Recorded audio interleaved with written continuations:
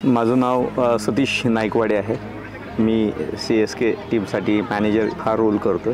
So sir, as a team manager तुमचे best moments काय असतात प्लेयर्स सोबत असताना आणि सगळं तुमचं काम चालू असताना? What are the best moments जे तुम्हाला असं वाटतं की हे यू एन्जॉय दीज मोमेंट्स? असं मॅनेजर असा रोल आहे की सगळ्या प्लेयर्स असतील किंवा स्टाफ असेल किंवा ओनर्स असतील, सगळ्यांचा एक मध्यबिंदू आहे, केंद्रबिंदू आहे. काही असेल तर तिथून सुरुवात होते. राईट.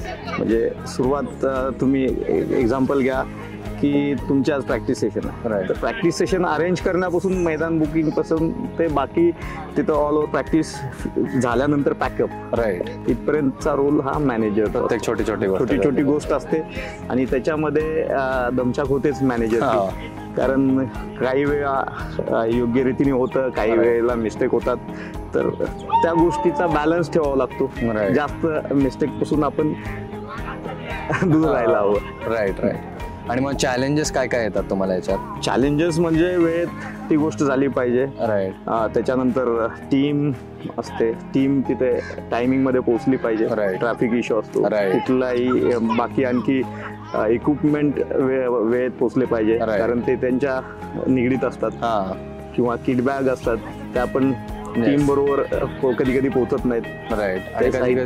हाताबाहेरची गोष्ट असते, तर ती वेळेत पोहोचली पाहिजे. राईट. ते चॅलेंजेस आहेत. एक्झॅक्टली.